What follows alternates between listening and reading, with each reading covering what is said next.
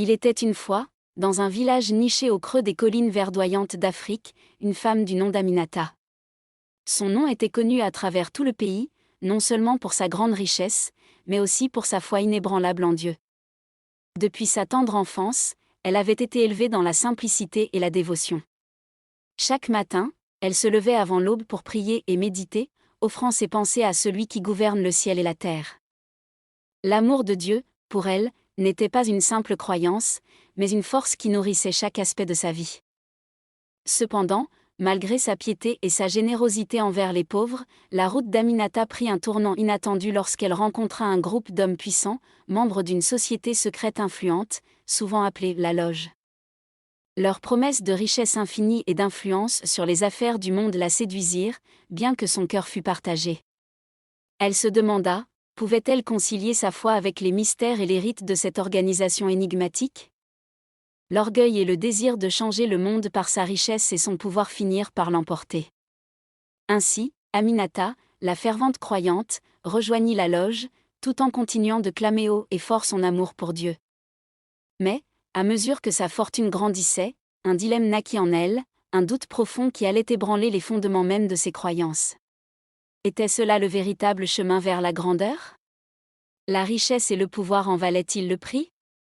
Une question qui, un jour, allait bouleverser son existence. Aminata était une femme qui, depuis son plus jeune âge, avait su capter l'attention de tous ceux qui croisaient son chemin. Dans son village, elle était perçue comme une âme bénie, une enfant du destin. Née dans une famille modeste, ses parents l'avaient élevée dans la foi chrétienne, une foi simple mais profonde, que chaque membre de la famille vivait au quotidien. Aminata apprenait dès sa tendre enfance que la richesse véritable ne résidait pas dans les biens matériels, mais dans la lumière de l'âme, dans l'amour sincère de Dieu et de ses semblables. Chaque jour, avant même que le soleil ne pointe à l'horizon, elle s'éveillait pour prier dans la petite église du village, où les murs étaient anciens mais empreints d'une atmosphère sacrée. Là, elle récitait des prières en chuchotant, son cœur plongé dans une paix profonde, loin des tumultes du monde. Cette foi l'accompagnait tout au long de sa vie, nourrissant ses actions et son esprit. Elle avait grandi en étant l'image même de la générosité.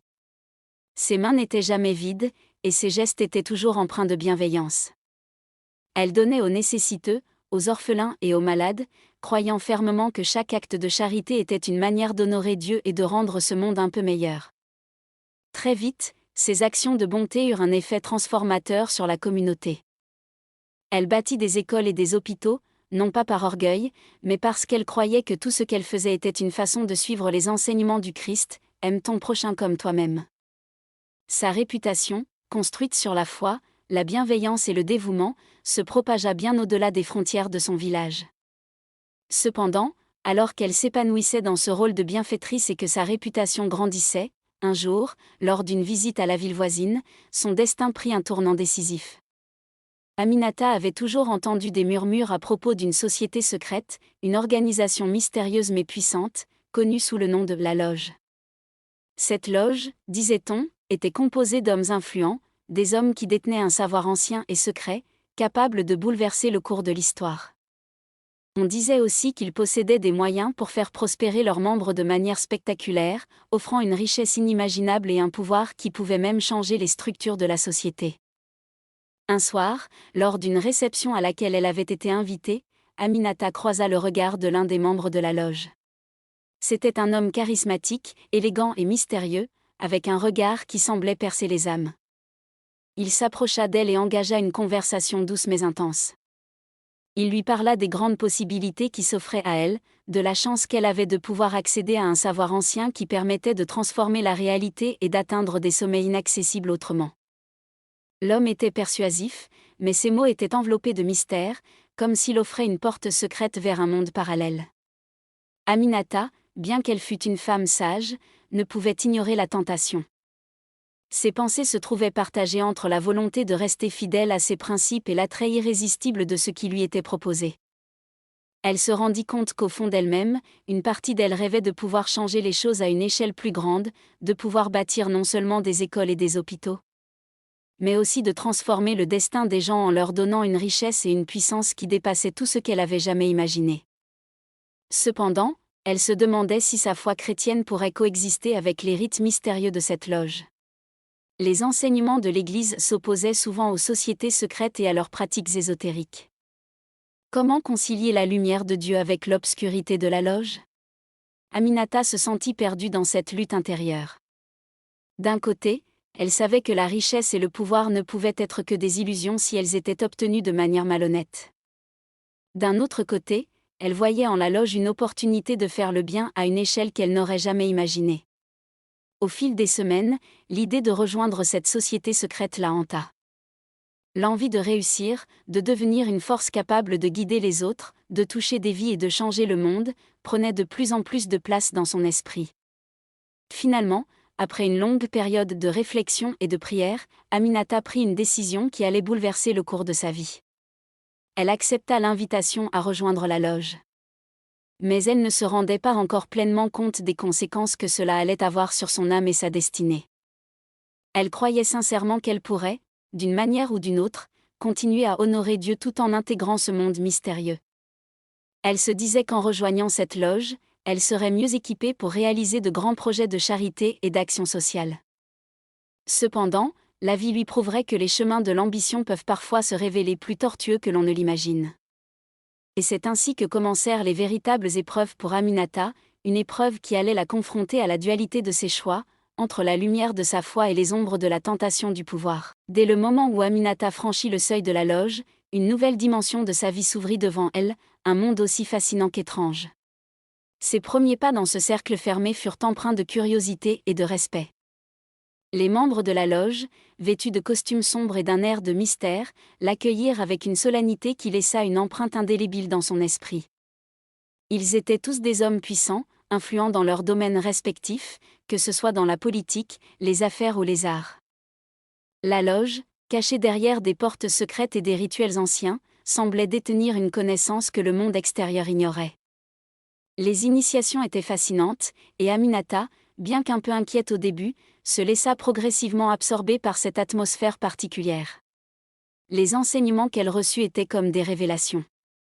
Chaque mot, chaque geste, semblait l'amener plus près d'une vérité universelle, celle que ces hommes mystiques prétendaient posséder.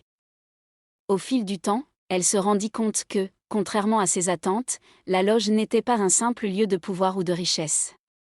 C'était aussi un lieu où les secrets anciens, les traditions cachées et les rituels spirituels se mêlaient à une vision du monde où la connaissance et le contrôle étaient les véritables clés de l'existence. Ses yeux s'ouvraient sur des perspectives infinies. La richesse qu'elle commença à accumuler n'était pas seulement financière, mais également intellectuelle. La loge lui offrit une influence qui dépassait les frontières matérielles. Elle rencontra des hommes influents, fit des alliances stratégiques, et ses projets sociaux commencèrent à prendre de l'ampleur de manière presque miraculeuse. Les écoles qu'elle avait toujours rêvé de bâtir se transformèrent en établissements de prestige, les hôpitaux devinrent des centres de recherche innovants, et sa capacité à obtenir des fonds sembla illimitée. Son réseau d'influence se déploya à une vitesse vertigineuse, et bientôt, elle se retrouva au sommet d'une pyramide de pouvoir, attirant l'attention non seulement des habitants de son village, mais aussi des élites nationales et internationales. Elle pensait, au fond d'elle-même, qu'en poursuivant cette voie, elle accomplirait une mission divine, celle de propager la lumière et de réaliser des œuvres de charité dans les endroits les plus reculés du continent. Pourtant, malgré les réussites apparentes, une tension intérieure commença à poindre. Aminata ressentait un malaise grandissant, comme si quelque chose en elle se fissurait doucement mais sûrement.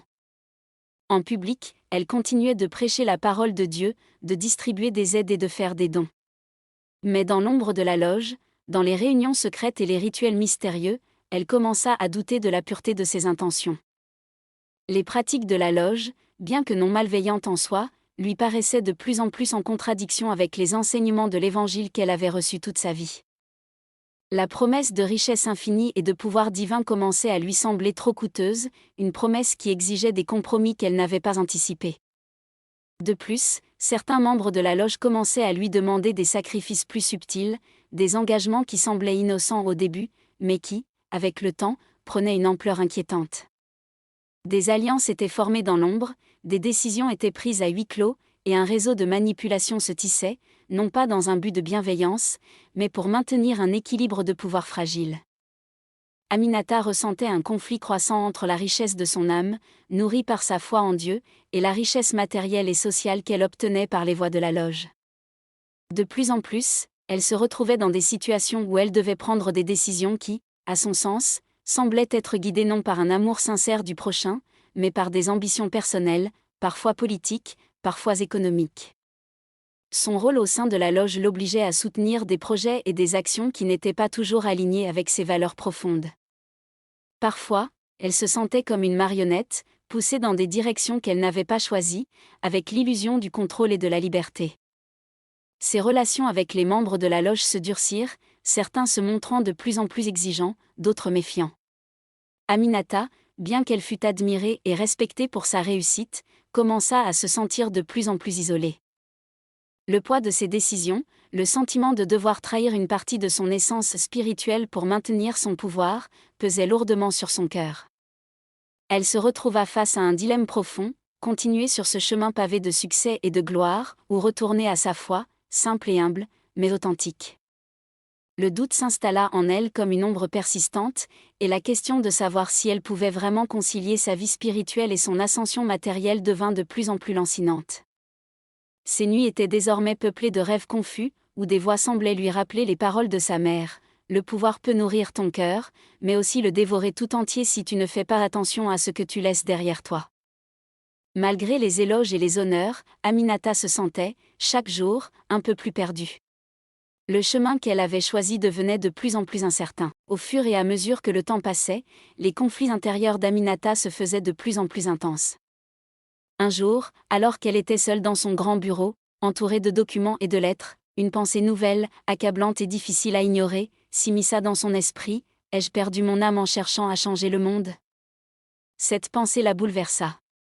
Depuis son entrée dans la loge, elle avait poursuivi une course effrénée vers le pouvoir et la réussite, sans jamais vraiment prendre le temps de s'arrêter, de réfléchir, de mesurer le prix de son ascension.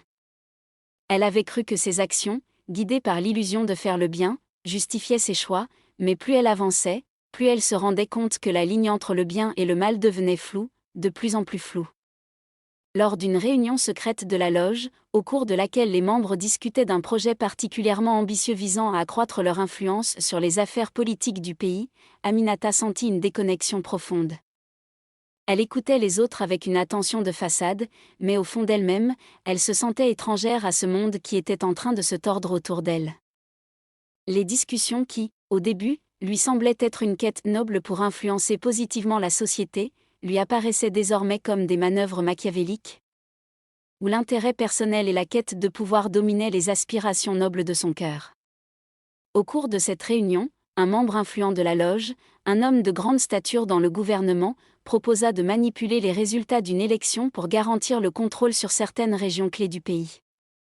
Aminata, bien qu'éprouvant une vive réprobation intérieure, garda le silence.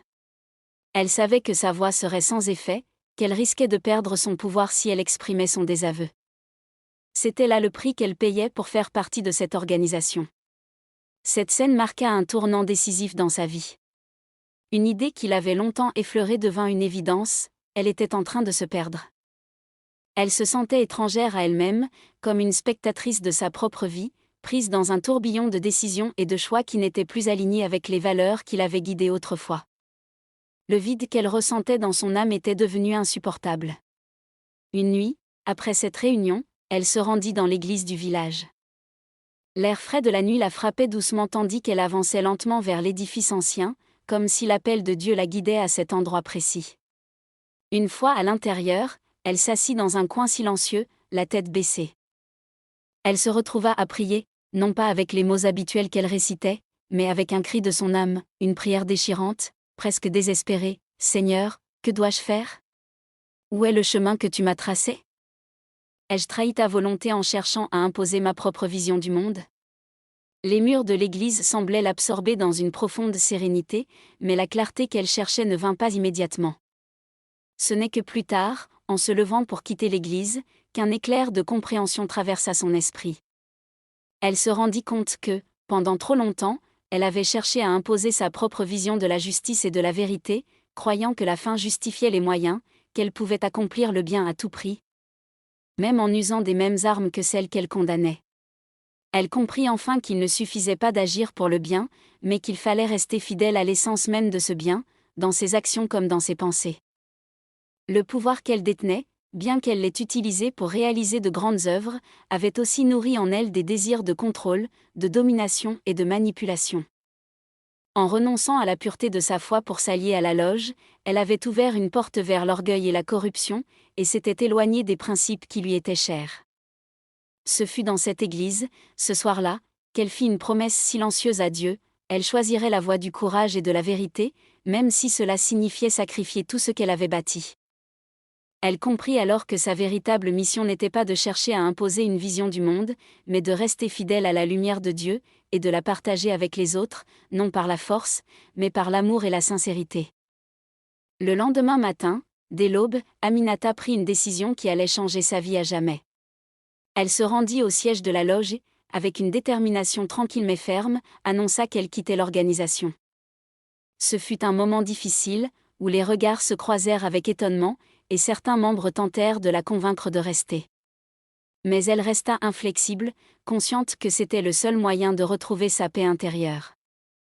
À partir de ce jour, Aminata consacra de nouveau sa vie à sa foi et à sa mission de charité, mais cette fois, elle se libérait des chaînes invisibles du pouvoir et de l'illusion.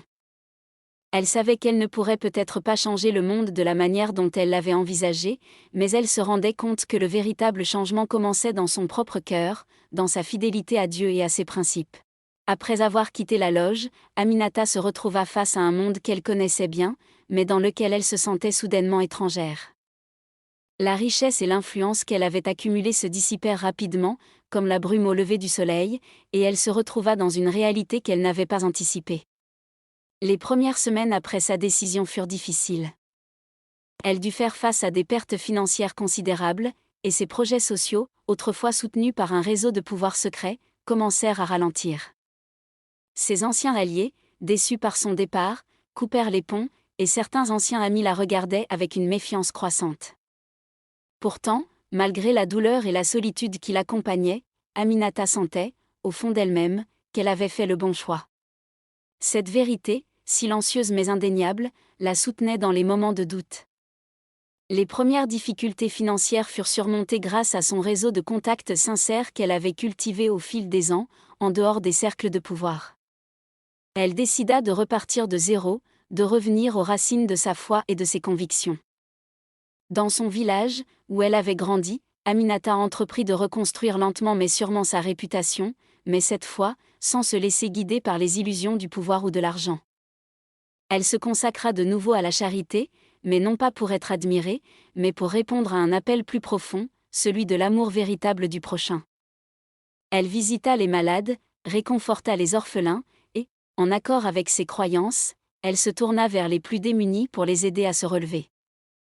Elle recommença à offrir des formations aux jeunes du village, non seulement pour leur enseigner des compétences pratiques, mais aussi pour leur transmettre la sagesse qu'elle avait acquise au fil des ans. La vraie richesse, leur disait-elle, n'est pas dans l'argent ou la reconnaissance, mais dans l'amour que l'on donne et la vérité que l'on vit. Son cœur se remplissait de paix intérieure, une paix qu'elle n'avait pas ressentie depuis longtemps. Cependant, les épreuves ne cessèrent pas pour autant. Malgré sa détermination à se tourner vers le bien, les conséquences de ses choix passés n'étaient jamais loin. Les rumeurs sur son départ de la loge se répandaient, et certains la jugeaient encore durement. Des voix dissonantes se levaient parfois pour critiquer ses actions passées, lui rappelant sa complicité avec ceux qu'elle avait choisi de fuir. Elle se retrouvait souvent seule, face à ses propres démons, mais chaque jour, elle priait, demandant à Dieu de lui accorder la force de tenir sa parole, de ne pas se laisser abattre par les critiques et de continuer son chemin. Même si ce dernier était solitaire. Les moments les plus sombres furent aussi ceux où elle retrouva une clarté nouvelle. Aminata comprit que sa véritable mission était d'inspirer les autres non par la grandeur de ses accomplissements matériels, mais par l'exemple de sa transformation intérieure. Elle se rendit compte que l'authenticité était plus précieuse que la richesse extérieure, et que la véritable grandeur se trouvait dans la simplicité, l'humilité et la fidélité à Dieu. La communauté, au début réticente et sceptique, commença lentement à voir les fruits de sa nouvelle vie. Sa sincérité et son engagement auprès des plus démunis redonnèrent aux habitants de son village une confiance en elle qu'elle n'avait pas imaginée. Elle n'avait plus besoin de bâtir de grandes œuvres pour prouver sa valeur. Les petites actions qu'elle accomplissait chaque jour, les sourires qu'elle recevait, les mains qu'elle tendait, tout cela contribuait à restaurer sa réputation. Petit à petit, Aminata se rendit compte qu'elle était en train de redonner à son peuple quelque chose de plus précieux que l'argent, l'espoir. Sa vie avait pris une nouvelle direction, mais cette fois-ci, elle était guidée par la vérité et la foi. Elle comprit que, bien qu'elle ne puisse pas contrôler les événements extérieurs ni les opinions des autres, elle avait la possibilité de contrôler son propre cœur et la façon dont elle vivait sa foi. Elle revint aux enseignements fondamentaux qu'elle avait appris dans son enfance, des valeurs qui ne dépendaient ni de la fortune ni du pouvoir, mais de la pureté d'intention et de la confiance en Dieu. Ce chemin était loin d'être facile, mais chaque pas qu'elle faisait dans cette direction lui apportait une paix profonde et une joie silencieuse. Les victoires qu'elle remportait n'étaient pas visibles à l'extérieur, mais elles résidaient dans la transformation intime de son âme. Un jour, alors qu'elle était assise près d'un feu de camp avec un groupe d'enfants du village, lui racontant une histoire de sagesse ancienne, elle s'arrêta un instant et réfléchit. Elle sourit en pensant à tout ce qu'elle avait vécu. « J'ai tout perdu, pensa-t-elle, mais je suis plus riche que jamais. » Elle avait découvert une vérité profonde, le véritable trésor n'était pas dans les choses qui se mesurent ou qui se voient, mais dans la paix intérieure qui naît de la réconciliation avec soi-même et avec Dieu. Aminata n'avait peut-être pas trouvé la gloire qu'elle avait un jour recherchée, mais elle avait découvert quelque chose de bien plus précieux, la sagesse de vivre en vérité et la beauté de servir les autres sans attendre de récompense. Les années passèrent, et Aminata, maintenant une figure respectée dans son village et au-delà, poursuivit son chemin de rédemption avec une sérénité nouvelle. Loin des projecteurs de la richesse et du pouvoir, elle se consacra entièrement à son rôle de mentor et de guide spirituel, offrant son savoir aux jeunes générations et les invitant à découvrir la véritable valeur de la vie. Celle qui ne réside pas dans les biens matériels, mais dans la lumière intérieure. Elle prit un soin particulier à enseigner aux enfants du village la sagesse des anciens, mais aussi la force de croire en soi, en ses valeurs, et surtout en Dieu. Le monde peut vous offrir 1000 trésors, leur disait-elle souvent, mais ce que vous possédez dans votre cœur est ce qui détermine votre véritable richesse. Ces enseignements, simples mais profonds, trouvèrent un écho dans le cœur de nombreux jeunes. Elle leur parlait de la patience et de la persévérance, de l'importance de l'honnêteté et du respect des autres, de l'humilité dans la réussite et de la dignité dans l'échec. Sa propre histoire devenait une leçon vivante. Elle leur expliquait que la vie n'était pas un chemin linéaire, mais un voyage parsemé de défis, de choix difficiles et de remises en question. Aminata n'avait pas peur de parler de ses erreurs passées. Elle ne cachait pas sa participation à la loge secrète ni les conflits intérieurs qui en découlaient. Elle racontait son histoire pour montrer à ses auditeurs que même les plus grandes fautes pouvaient être surmontées, et qu'il n'était jamais trop tard pour revenir à la vérité. Elle parlait souvent de ce moment clé, dans l'église du village, où elle avait compris qu'elle avait perdu son âme en poursuivant un pouvoir illusoire. Ce moment, disait-elle, fut son véritable éveil, celui qui lui permit de se libérer des chaînes invisibles de la tentation et de retrouver son véritable chemin. Ce chemin, loin des feux de la gloire, mais éclairé par la foi et la vérité, était le seul qui lui permettait de vivre en paix avec elle-même. Sa réputation se renouvela, mais d'une manière différente. Là où autrefois elle était une femme de pouvoir, une figure d'autorité et de richesse, elle était maintenant une figure de sagesse et de simplicité. Les gens venaient de loin pour écouter ses conseils, non pas parce qu'elle détenait une autorité imposante, mais parce qu'ils ressentaient en elle une profonde compréhension de la vie. Ses visites aux malades, ses mains tendues vers les démunis, étaient des gestes qui parlaient plus fort que tout discours. Dans ses actions se trouvait la force de sa rédemption. Aminata avait trouvé un nouvel équilibre. Elle vivait une vie simple, mais pleine de sens. Elle passait de longues heures à prier, à méditer, à étudier les saintes écritures, mais aussi à réfléchir sur les mystères de la vie.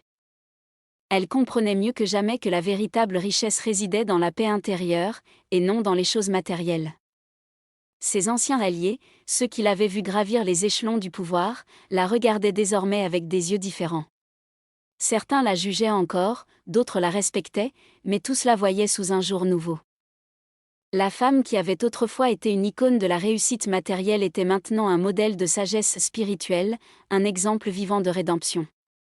Cependant, malgré tout le bien qu'elle avait accompli, Aminata savait que la véritable mission était de continuer à grandir, de ne jamais se laisser aller à l'orgueil de ce qu'elle avait accompli, et de ne jamais oublier les leçons du passé.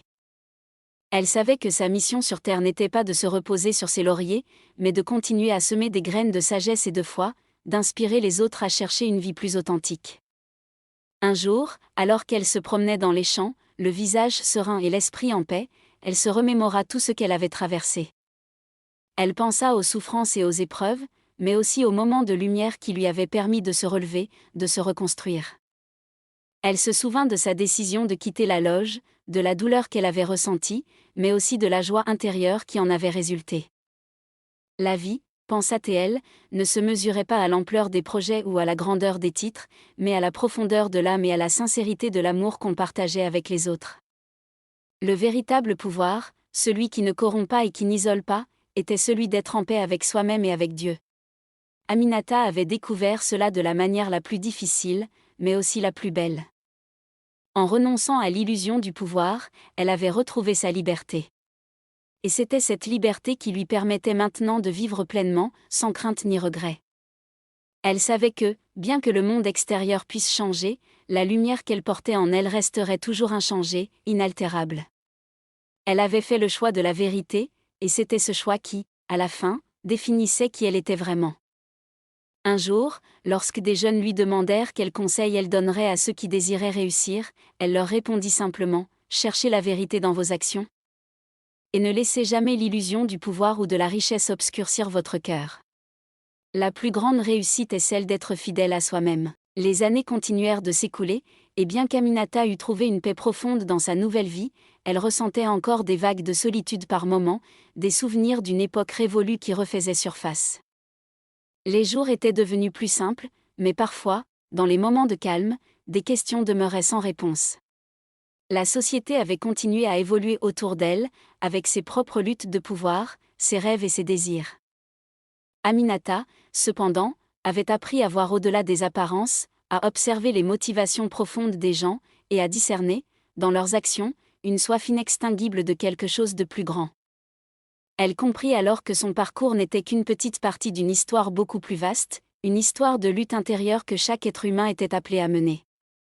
Ce n'était pas un chemin facile, ni pour elle ni pour ceux qu'elle côtoyait. Parfois, elle rencontrait des jeunes femmes qui, comme elle autrefois, cherchaient à trouver un sens à leur vie dans la quête de pouvoir et de reconnaissance. Certaines d'entre elles venaient lui confier leurs rêves et leurs aspirations, et Aminata les écoutait avec bienveillance, consciente que le monde qui les entourait leur offrait une vision déformée du succès. Elle leur parlait de ses propres erreurs, de la manière dont elle avait succombé aux sirènes de l'orgueil et du pouvoir, et de la manière dont elle avait perdu, à un moment donné, la véritable raison d'agir. Les voies du monde, disait-elle, sont parsemées de tentations qui semblent douces, mais qui finissent toujours par vous éloigner de vous-même. Mais elle ne leur offrait pas de simples paroles de sagesse, elle leur montrait, à travers sa propre vie, que la véritable grandeur ne se trouvait pas dans la richesse ou la reconnaissance, mais dans la force de vivre selon ses valeurs les plus profondes.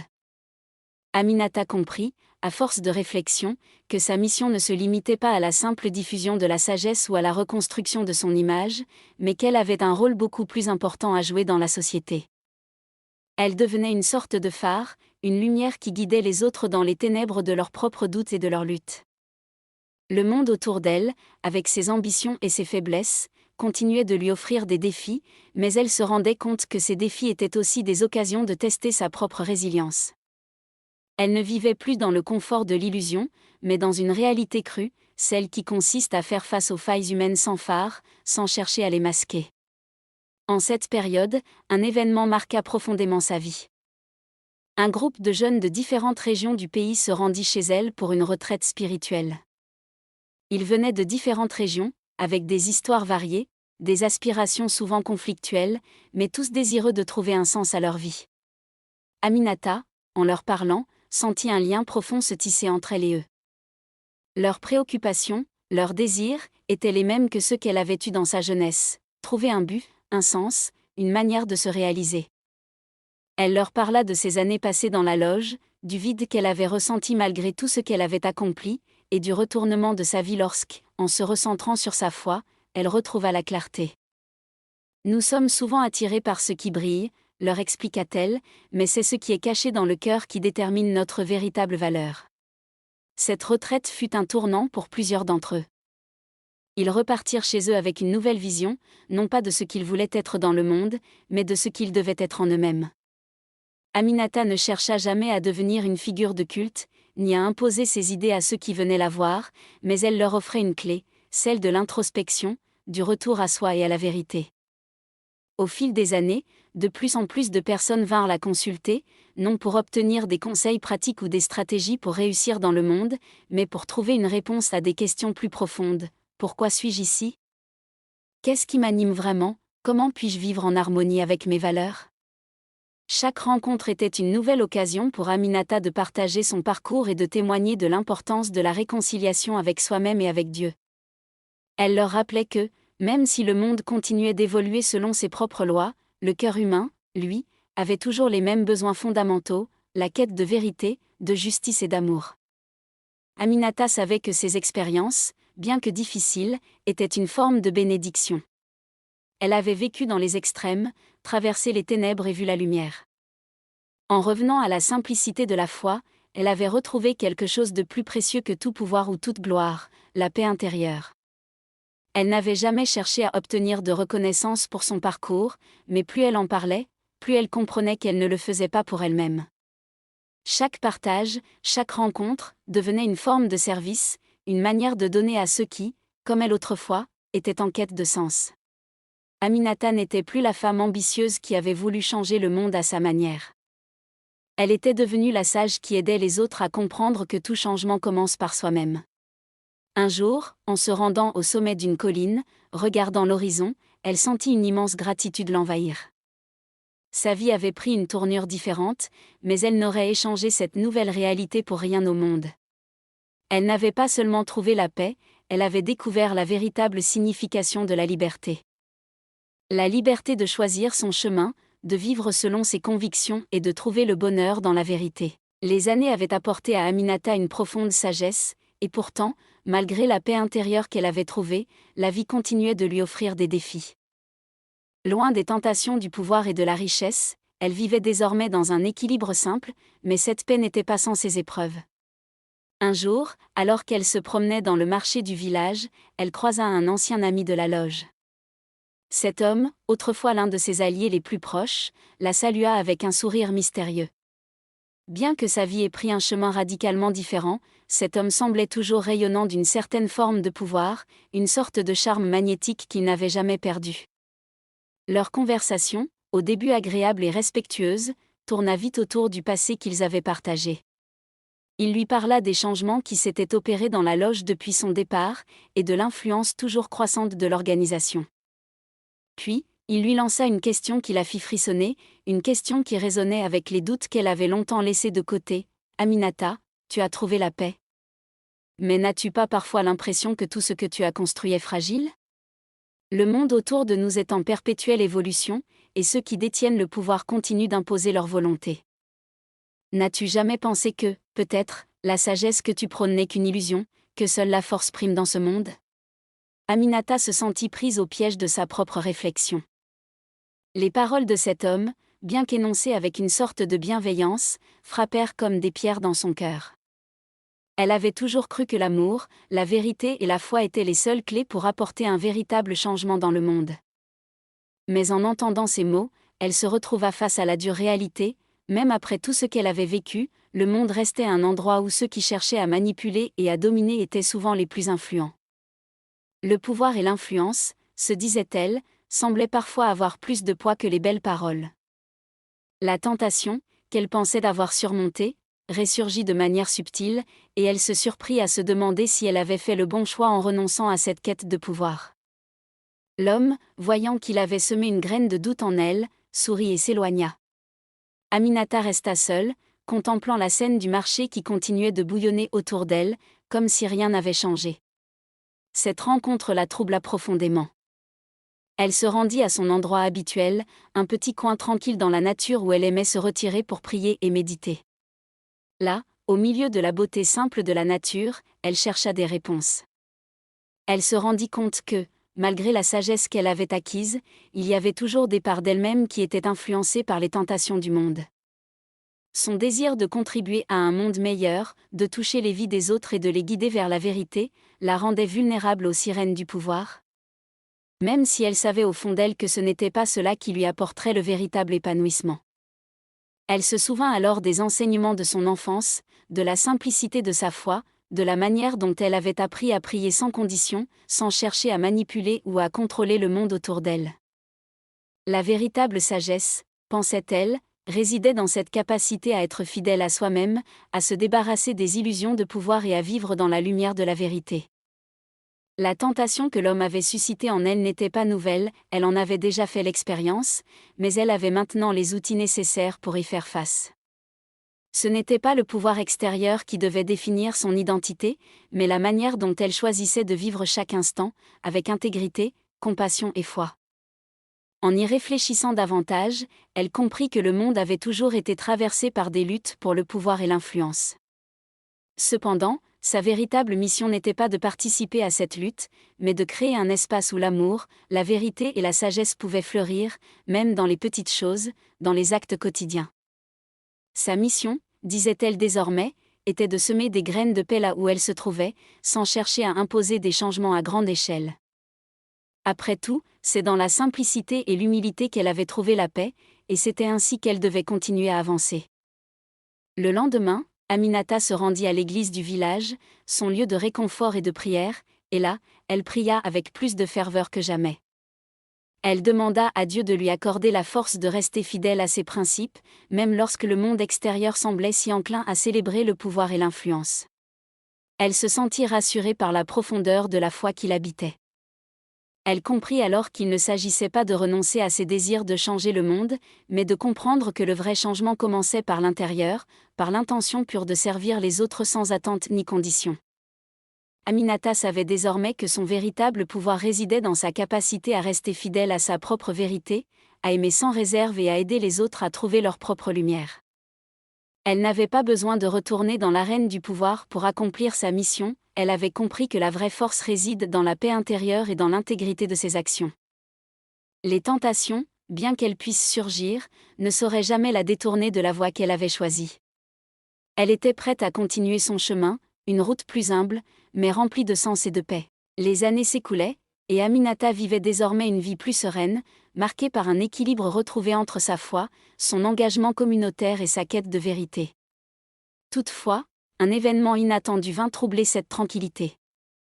Un projet ambitieux, soutenu par des investisseurs étrangers, était lancé dans la région, une immense station balnéaire devait être construite sur les terres environnantes.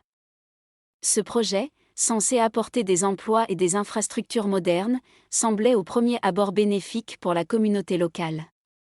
Cependant, Aminata, fidèle à sa sagesse acquise, ressentit immédiatement un malaise.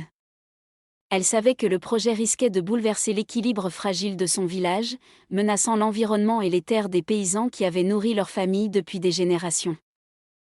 Elle se souvenait de l'époque où elle était prête à sacrifier des valeurs profondes pour obtenir un pouvoir et des richesses, et elle comprenait mieux que quiconque le prix d'un tel compromis.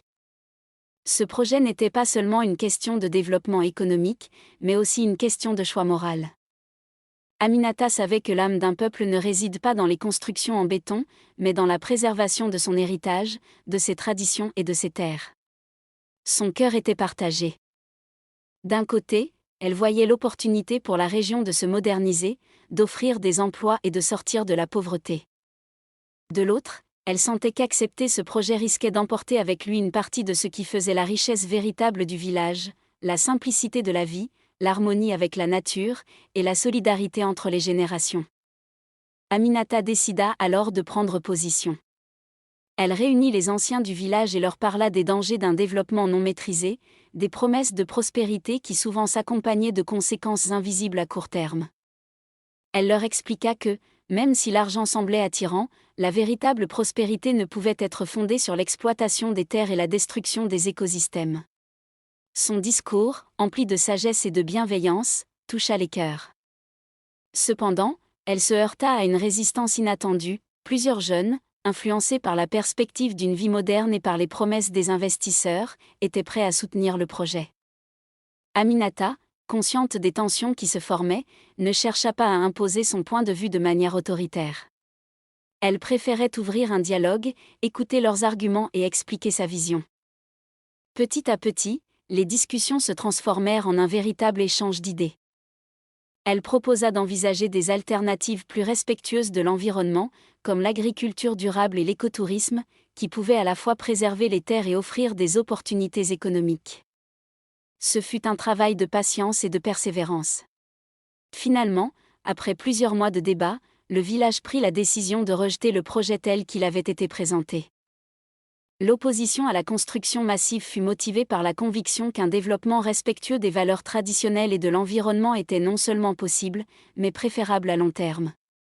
Aminata n'était pas la seule à avoir mené ce combat, mais elle fut la figure centrale de cette victoire. Elle n'avait pas cherché la gloire, mais avait simplement choisi de défendre ce qui lui semblait juste.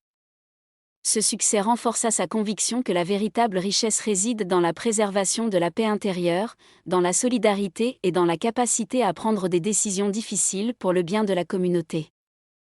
Elle se rendit compte que, même après tout ce qu'elle avait vécu, il y avait encore des leçons à tirer, et que la sagesse ne se limitait pas à savoir ce qui est bon, mais à avoir le courage de l'appliquer. Les années passèrent, et Aminata, bien que vieillissante, demeura une figure essentielle dans sa communauté, non pas par son autorité, mais par l'exemple qu'elle offrait au quotidien.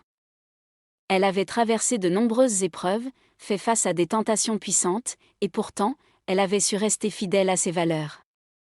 Son nom était désormais synonyme de sagesse, de paix intérieure et de justice, mais elle ne cherchait pas à être vénérée.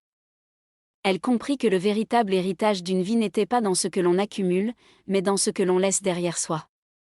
Alors qu'elle se tenait un jour au bord de la rivière, observant le calme des eaux qui reflétaient l'horizon lointain, elle se souvint de ses premières années de lutte.